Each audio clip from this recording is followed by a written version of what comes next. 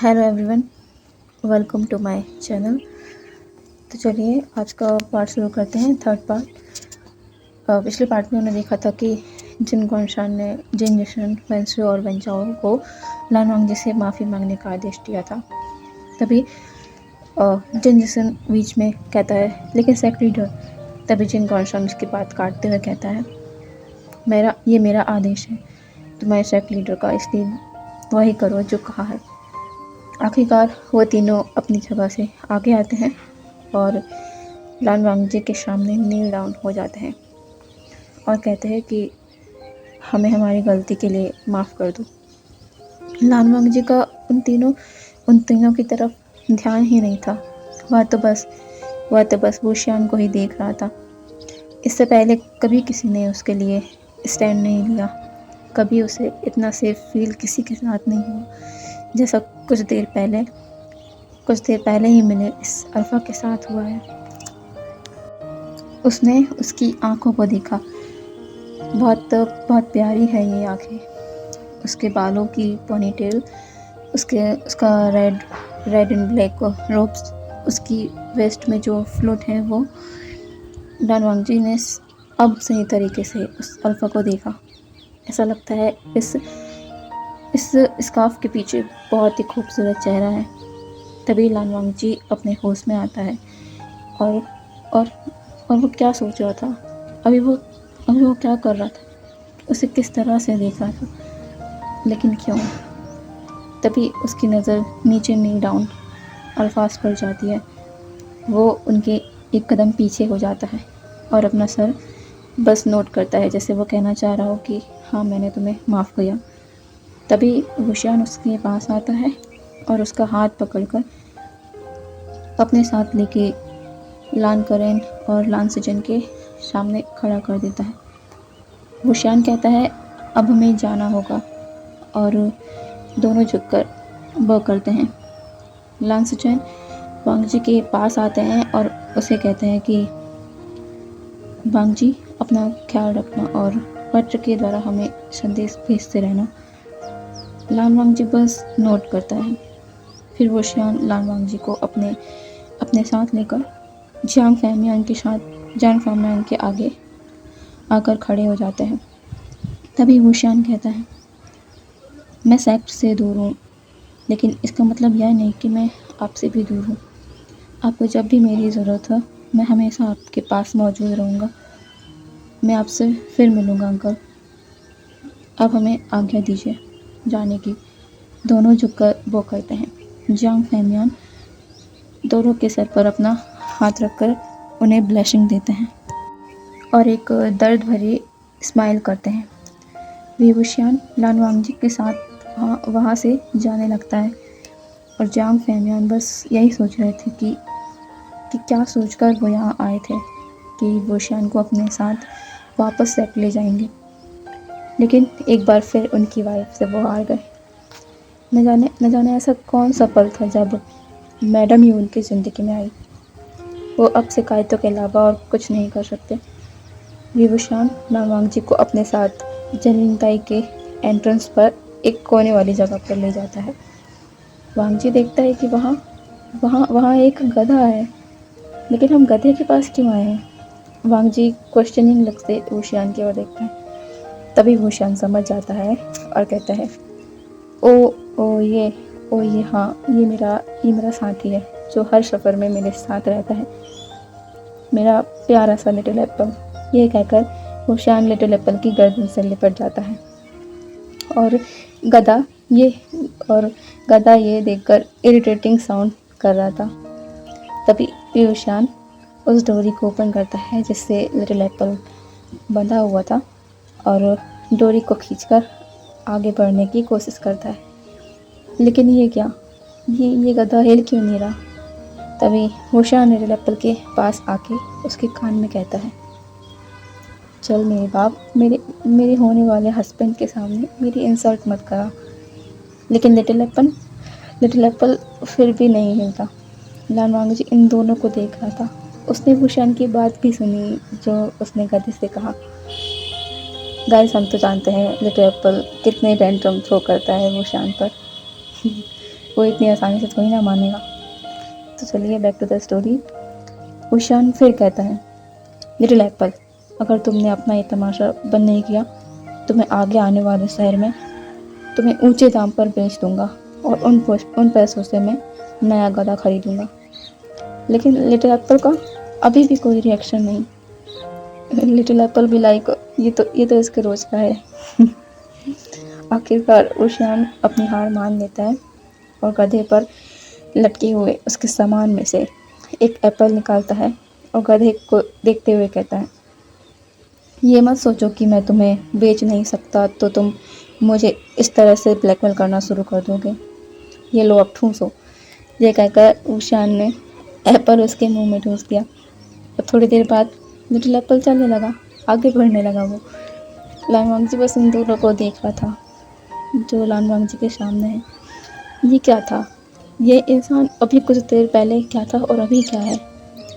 अगर कुछ देर पहले लोग इस अल्फा की आंखें देख लेते तो वे वहीं डर जाते, लेकिन अभी उसके सामने जो है वो बिल्कुल भी एडल्ट की तरह नहीं लग रहा।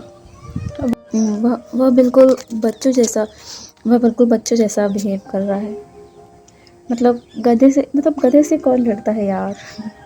लेकिन तभी ऊशियान लान वांगजी का हाथ पकड़ता है और कहता है, चलो चलें। लान वांगजी बस नोट करता है। वे लोग दोपहर का सफ़र पूरा करते हैं। तभी एक जगह पानी पीने के लिए रुकते हैं, लेकिन लान वांगजी ने अभी तक ऊशियान का चेहरा नहीं देखा था क्योंकि उसका चेहरा अभी भी ब्लैक क्लॉथ से कवर था। तभी ऊशियान अचानक लान वांगजी को गोद में उठाता है और उसे लिटिल एप्पल पर बैठा देता है। तभी लान वांगजी उसे क्वेश्चनिंग आइज से देखता है। ऊशियान कहता है, शाम होने वाली है और हमें इलिंग पहुंचने में शायद थोड़ी रात हो जाए, इसलिए तुम कुछ देर लिटिल एप्पल पर ही सवारी कर लो। लान वांगजी हाँ में अपना सर हिलाता है। रात के 8 बजे करीब वे लोग इलिंग पहुंच जाते हैं। लान वांगजी देख सकता है कि ये मार्केट बहुत बड़ा है। लान वांगजी ने देखा कि ऊशियान उसे मार्केट पार कराकर एक सुनसान रास्ते की ओर ले जा रहा है। थोड़ा आगे पहुंचकर उसे एक पहाड़ी दिखने लगती है। जिस रास्ते पर वे चल रहे होते हैं उसी रास्ते पर उन्हें पहाड़ी दिख रही होती है। तभी ऊशियान और लान वांगजी एक जगह पर आकर खड़े हो जाते हैं। तभी ऊशियान लान वांगजी को लिटिल एप्पल से नीचे उतारता है और उसका हाथ कसकर पकड़ लेता है और कहता है, डरना नहीं, ओके? मेरा हाथ भी नहीं छोड़ना, ठीक है? ये वह जगह है जहाँ मैं रहता हूँ। ये आत्माओं का कब्रिस्तान है। अब से हम यहीं रहेंगे। लान वांगजी ऊशियान की ओर देखता है और एक ऐसा लुक देता है जैसे कि वो पूछना चाह रहा हो, क्या ये जगह रहने लायक है? इतनी ज़्यादा डार्क एनर्जी के बीच वो ऐसा पूछ भी लेता है। वो अपनी तलवार निकालता है और ज़मीन पर ड्रॉ करके ऊशियान को बताता है। ऊशियान उसे पढ़ता है और थोड़ी सी स्माइल करता है और कहता है कि मुझ पर ट्रस्ट करो, कुछ नहीं होगा तुम्हें, आदत हो जाएगी तुम्हारी भी यहाँ रहने की। लान वांगजी ऊशियान पर ट्रस्ट करता है, इसलिए बस वह हाँ में अपना सर हिला देता है। ऊशियान का एक हाथ लिटिल एप्पल की डोर पर होता है और दूसरा हाथ लान वांगजी के हाथ को पकड़े हुए होता है। जैसे जैसे वो आगे बढ़ रहे थे, डार्क एनर्जी भी बढ़ते जा रही थी। तेज़ हवाएं चल रही थी यहाँ। आखिरकार थोड़ा और आगे चलकर उन्हें कुछ हरी भरी ज़मीन दिख जाती है। वो उनके रहने वाले स्थान पर पहुँच जाते हैं। यहाँ एक बहुत बड़ी केव है। केव के अंदर ही सब कुछ है, ऊशियान का बेडरूम और किचन भी। तभी ऊशियान कहता है, ये मेरा घर है, यह गुफा, मैं यहीं रहकर बड़ा हुआ हूँ। लान वांगजी सोचता है कि वीवूशियान तो जियांग्स का एडॉप्टिव सन है, तो वह यहाँ क्यों रहता होगा? वीवूशियान उसके चेहरे के भाव पढ़ सकता है और उसने कहा, ये कहानी मैं तुम्हें कभी और बताऊंगा कि जियांग्स का एडॉप्टिव सन होने के बावजूद मैं यहाँ क्यों रह रहा हूँ, ठीक है? अब अंदर चलें। लान वांगजी नोट करता है। वो जब केव के अंदर जाते हैं तो देखते हैं कि केव का साइज़ बहुत बड़ा है।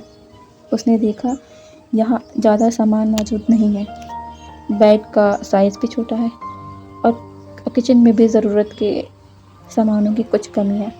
तभी तभी विभूषण कहता है, कल हम मार्केट चलेंगे और जो भी ज़रूरत के सामान तुम्हें घर के लिए चाहिए वो सब ले आएंगे। लंगवान जी ये सोचकर अमेज़्ड हो रहा था कि इस अल्फा को उसके मन की बात कैसे पता चल जाती है, लेकिन अभी तो वो इस बात को इग्नोर ही करता है। तभी विभूषण उसे फ्रेश होने को कह देता है और लालवान जी फ्रेश होने चला जाता है। तभी विभूषण किचन में आता है और जो खाना उसने मार्केट से लिया था उसे प्लेट्स में निकालता है और टेबल पर सजा देता है। तभी लालवान जी वहाँ वापस आता है तो विभूषण कहता है, लालवान जी चलो बैठ जाओ, तुम्हें खाना खाना चाहिए, तुम्हें भूख लगी होगी। लालवान जी वहाँ बैठ जाता है और विभूषण सर्व करके प्लेट आगे कर देता है। लालवान जी देखता है कि यह स्पाइसी फूड है, लेकिन वो सोचता है विभूषण ने उसके लिए लाया है, इसलिए वो उसे खाने का ही सोचता है। लेकिन एक बाइट लेते ही उसकी आंखों से आंसू निकलने लगते हैं। विभूषण ने जब लालवान जी को गौर से देखा तो उसने देखा कि उसका फेस रेड है और उसने अपना सर नीचे झुका रखा है। तभी विभूषण कहता है, क्या बात है लालवान जी, कोई प्रॉब्लम है? लालवान जी कोई रिप्लाई नहीं करता। तभी विभूषण उसके गालों पर आंसू दिख जाते हैं। वो तुरंत उठकर लालवान जी के पास आता है और दोनों हाथों से उसका फेस पकड़कर ऊपर करता है। तभी विभूषण कहता है, क्या हुआ लालवान जी, तुम रो क्यों रहे हो? क्या तुम स्पाइस नहीं खाते? तभी लालवान जी अपना सर नीचे झुका लेता है। तो कहना चाहिए ना मुझे, जब तुम स्पाइस नहीं खाते तुम इसे खा क्यों रहे थे? अपनी हालत देखो, क्या कर ली है तुमने। विभूषण जल्दी से उसे पानी पिलाता है और अपने पास से एक कैंडल लेके उसके मुंह में डाल देता है। लालवान जी बस शॉकिंगली देख रहा था, यह क्या था? उसके साथ ऐसा बिहेवियर किसी ने नहीं किया और कैंडी तो वो पहली बार टेस्ट कर रहा है, लेकिन उसे विभूषण की ऐसी केयर अच्छी लग रही थी। थोड़ी देर में वह नॉर्मल हो जाता है। तभी विभूषण उसे बस राइस के बाउल को ख़त्म करने को कहता है।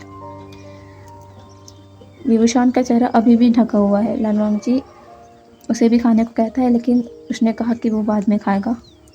विभूषण कहता है, कल हमें मार्केट जाना है, तुम सारी चीज़ों की लिस्ट तैयार कर लेना जो भी तुम्हें ख़रीदना हो, और ख़ासकर तुम्हारे खाने के लिए, और किचन में जाकर भी देख सकते हो कि तुम्हें किस चीज़ की ज़रूरत होगी।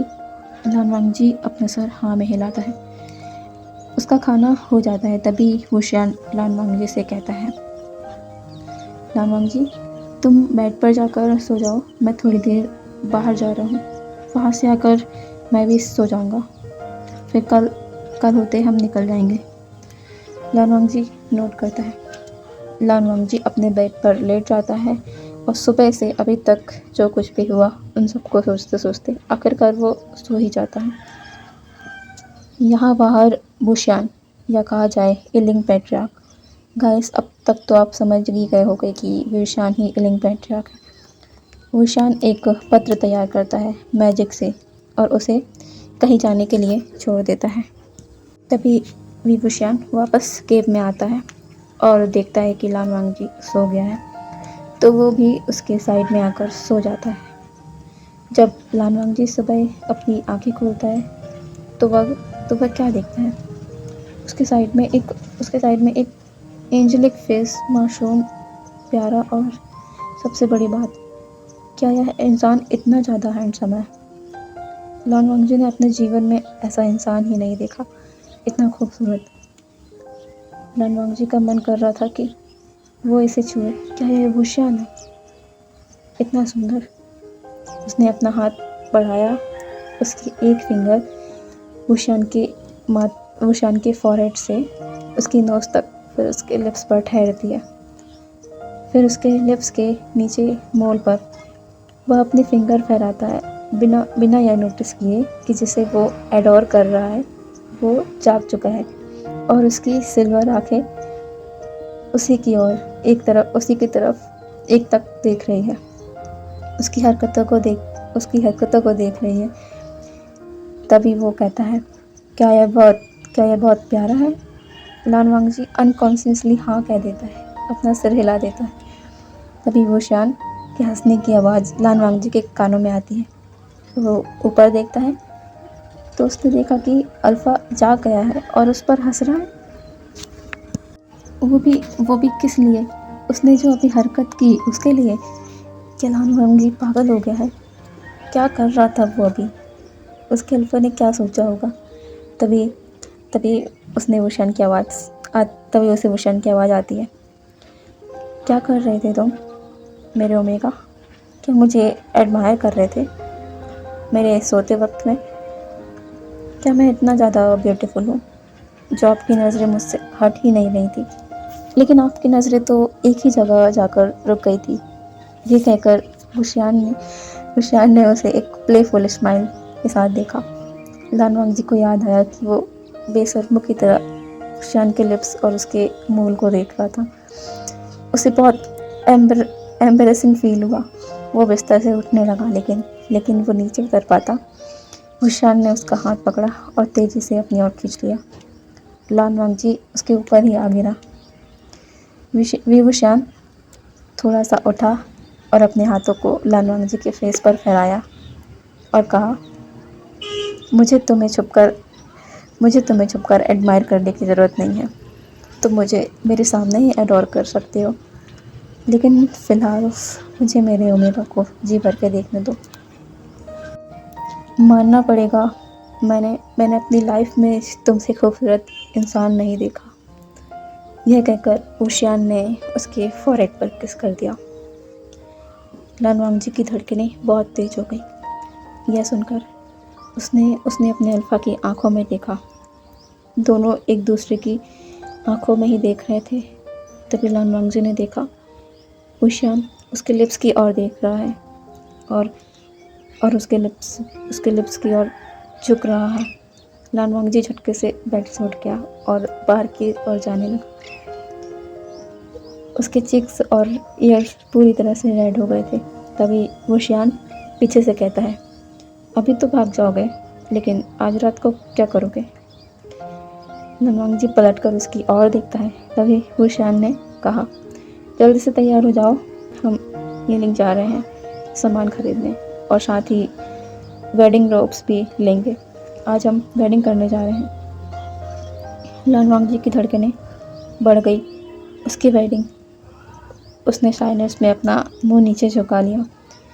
तभी वुशियान उसके पास आया, फिंगर से उसकी चिन को ऊपर किया।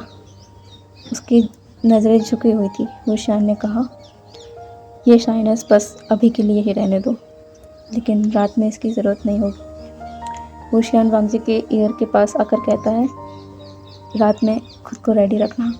लान वांगजी अपनी पूरी तरह से यह कहना चाहता था, शेमलेस, और उसने खुद के मन में ऐसा कहा भी, और ऑफकोर्स वुशियान ने सुन लिया। लान वांगजी को नहीं पता, लेकिन वुशियान उसके थॉट्स सुन सकता है। वो भी आज से नहीं, पहले से ही, जब उसने लान वांगजी को देखा है। जब उसे ये पता चला कि लान वांगजी बोल नहीं सकता, तो उसने एक स्पेल किया जिससे वुशियान लान वांगजी के थॉट पढ़ सकता है। उसने उसका दर्द भी देखा जो जिनसेक्ट में हुआ उसके साथ। वुशियान को लान वांगजी की पहली झलक ने ही दीवाना कर दिया था, लेकिन अब वह उसके ओमेगा से हद से ज़्यादा प्यार करने लगा है। अब वो उसे दुनिया की सारी खुशी देगा, कोई भी दुख उस तक पहुंचने नहीं देगा। तभी वुशियान कहता है, अपने ही ओमेगा से मैं इस तरह की बातें करूँगा ना कि किसी और के ओमेगा से, तो मैं इसमें सेमलेस कैसे हुआ? यह कहकर वुशियान ने उसके चीक्स पर एक किस किया और वहाँ से चला गया, लान वांगजी को शॉकिंग छोड़कर। लेकिन लानवांग जी के दिमाग में ये बात नहीं आई कि उसके अल्फ़ा ने उसके थॉट्स पढ़ लिए। उसके दिमाग में बस यही बात आई कि उसका अल्फ़ा कितना फ्लर्ट करता है। उसने अपना अपने चीक्स पर हाथ रखा जहाँ वुशियान ने उसे किस किया था। वो वही सोचने लगा जो वुशियान ने उससे कहा था आज रात की बात और वेडिंग की बात। उसने तुरंत अपनी आंखें बंद की। उसका दिल इतनी ज़ोरों से क्यों धड़क रहा है। फिर धीरे से उसने अपनी आंखें खोली। यह एहसास बहुत अच्छा है। उसने पहली बार इसे महसूस किया है। उसने नहीं सोचा था कि 4 दीवारों के बाहर भी ऐसी दुनिया है। ये फीलिंग उसे खुलकर जीने की उम्मीद दे रही है। लेकिन ये सब किसकी वजह से? उसके अल्फ़ा की वजह से। तभी उसने अपने मन में कहा, विभूषण, मुझे तुमसे प्यार हो गया है। यहाँ विभूषण जो प्यूरल माउंट्स के थोड़ी दूर एक झरने में बात ले रहा था, वो वहीं थम गया। ऑफकोर्स उसने सुना लानवांग जी ने जो कहा और उसके चेहरे पर एक बहुत बड़ी स्माइल आ गई। अब हम थोड़ी देर बाद का सीन देखते हैं जहाँ पर लानवांग जी और वुशियान मार्केट जाने के लिए निकलने वाले थे। अब जाके लानवांग जी ने केव से बाहर निकलकर बेरल माउंट्स को देखा। यहाँ हरियाली है और यहाँ लोटस के बीज भी उगाए गए हैं। लेकिन वो आगे बढ़े तो वहाँ हर तरफ डार्कनेस है। डार्क एनर्जी से भरी पड़ी है पूरी जगह। विभूषण भी इसे नोटिस करता है कि लानवांग जी क्या सोच रहा है। तभी वुशियान कहता है, क्या तुम्हें इससे तकलीफ़ हो रही है, इस डार्कनेस से? अगर तुम कहो तो हम कहीं और अपना घर बना लेते हैं, यहाँ से कहीं दूर। तभी लानवांग जी एकदम से उसकी तरफ देखता है और ना में अपना सर हिलाता है और मन में सोचता है कि मुझे यहाँ रहना है, मुझे उसी केव में तुम्हारे साथ रहना है, यह जगह बहुत अच्छी है। विशान ने इसे सुन लेता है और स्माइल करता है और कहता है, ठीक है, हम यहीं रहेंगे, अब चलो। देखते ही देखते वे लोग इलिंग के मार्केट में पहुंच जाते हैं और जो भी ज़रूरी सामान है वो ख़रीदने लगते हैं। लानवांग जी बहुत सी चीज़ें खरीदता है, जैसे कि उसने कल देखा विशान ने कितना स्पाइसी खाना लाया था कल, इसलिए उसने बहुत से मसाले खरीदे, बर्तन लिए। और कल उसने देखा कि बेड बहुत ही कठोर है, विशान को इससे तकलीफ़ हो सकती है, इसलिए उसने बहुत से गर्म मोटे कपड़े लिए बेड के लिए और बेड शीट ली। लेकिन हमारे प्यारे अल्फ़ा ने इसका कुछ और ही मतलब निकाल लिया और उसने धीरे से लानवांग जी के कान में कहा, अरे वाह मेरी ओमेगा, मुझे तो पता ही नहीं था कि तुम इन सब चीज़ों के बारे में भी ख्याल रखोगे। अच्छी बात है, रख लो, तुम्हारे लिए ही अच्छा होगा। लानवांग जी पूरी तरह से रेड हो चुका था शर्म की वजह से। उसने गुस्से से वुशियान की ओर देखा और मन में कहा, शेमलेस। और यहाँ वुशियान ने बस अपने दिल पे हाथ रख लिया और कहा, हाय, एक दिन तुम मेरी जान ना ले लो। लानवांग जी बस आगे निकल गया और वुशियान उसके पीछे पीछे। तभी वो लोग क्लॉथ्स की शॉप पर आ जाते हैं। लानवांग जी वुशियान के लिए और वुशियान लानवांग जी के लिए कपड़े खरीदता है। अब तभी वुशियान जल्दी से उसके पास आता है। वांग जी को अब इसकी आदत हो गई है। अब वो समझ गया कि फिर इसके दिमाग में कुछ खराब बात आई है और ये फिर कुछ बकवास करेगा। तभी वुशियान कहता है, हाय, मुझे तो पता ही नहीं था कि मेरा ओमेगा कितना अमीर है, मेरे लिए इतने सारे कपड़े खरीदे। तभी लानवांग जी मन में सोचता है, स्पाउस को हर चीज़ें शेयर करनी चाहिए। वुशियान इस बात पर बस स्माइल कर देता है। वांग जी बहुत खुश था। लानवांग जी की हमेशा से बस यही इच्छा थी कि कोई शख्स हो जो उससे बात करे, इस बात की परवाह किए बिना कि सामने वाला जवाब नहीं दे सकता। और वुशियान वही शख्स है जिसकी तलाश लानवांग जी को थी। तभी वुशियान शॉप ओनर से कहता है, क्या आप वेडिंग रोब्स भी आज के आज तैयार कर सकते हैं? वो शॉप ओनर कहता है, हाँ मैं बिल्कुल कर सकता हूँ। क्या आप दोनों के लिए चाहिए? वुशियान कहता है, हाँ। तो वो ओनर कहता है, आप क्लोथ्स चूज़ कर लीजिए, हम बना देंगे। वुशियान लानवांग जी को देखता है और कहता है, बताओ इनमें से कौन सा पसंद है तुम्हें?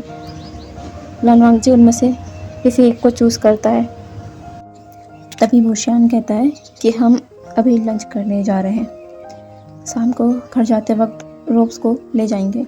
वो ओनर कहता है जी ज़रूर। तभी वुशियान लान वांगजी का हाथ पकड़ता है और उसे कहीं लंच करने को ले जाता है। वुशियान लान वांगजी को एक अच्छे से रेस्टोरेंट में लाता है और वो दोनों एक कॉर्नर वाली सीट पर बैठ जाते हैं। वुशियान ने लान वांगजी और अपने लिए खाना ऑर्डर किया। लान वांगजी के लिए प्लेन फूड, क्योंकि कल उसने लान वांगजी की हालत देखी थी, और खुद के लिए स्पाइसी फूड और शराब की जार। लान वांगजी ने यह देखा और उसे पता चला कि उसके अल्पा को शराब बहुत पसंद है। तभी वुशियान जार से एक सिप लेता है और कहता है लान वांगजी, मैंने तो तुम्हें बताया ही नहीं, मेरा बर्थ नेम वीइंग है और कर्टिसी नेम वुशियान है। लान वांगजी ने भी मन में दोहराया, वीइंग, बहुत प्यारा नाम है, वीइंग। वुशियान उसे सुन सकता है। तभी लान वांगजी भी अपने मन में कहता है, मेरा बर्थ नेम लानजान है, जिससे मेरी माँ मुझे बुलाती थी। लान वांगजी अपना मुंह नीचे कर लेता है सैडनेस के कारण। लान वांगजी ने जब अपना चेहरा ऊपर किया तो वुशियान ने उसकी आंखों में एक दर्द देखा, ना बोलने का दर्द, वुशियान को ये ना बता पाने का दर्द कि उसका नाम भी लानजान है। वुशियान ने अपनी नज़रें दूसरी तरफ कर ली और सोचा, अब और नहीं, तुम्हें दर्द में नहीं देख सकता, बस आज का इंतज़ार करो। तो चलिए इस पार्ट को मैं यहीं रोकती हूँ, फिर नेक्स्ट पार्ट में मिलते हैं अगले दिन। सॉरी गाइस, मुझे पता है बैकग्राउंड में नॉइसेस आती होंगी, आपने भी नोटिस तो किया ही होगा। एक्चुअली मैं गांव में रहती हूँ इस वजह से यहाँ पे ज़्यादातर लोग फार्मर्स हैं, तो यहाँ पे बस ट्रैक्टर्स और हार्वेस्टर की चलने की आवाज़ें आती रहती हैं, क्योंकि मेरा घर रोड के पास है और रोड से ही गुजरते हैं सब व्हीकल, तो सब शोर आते रहते हैं।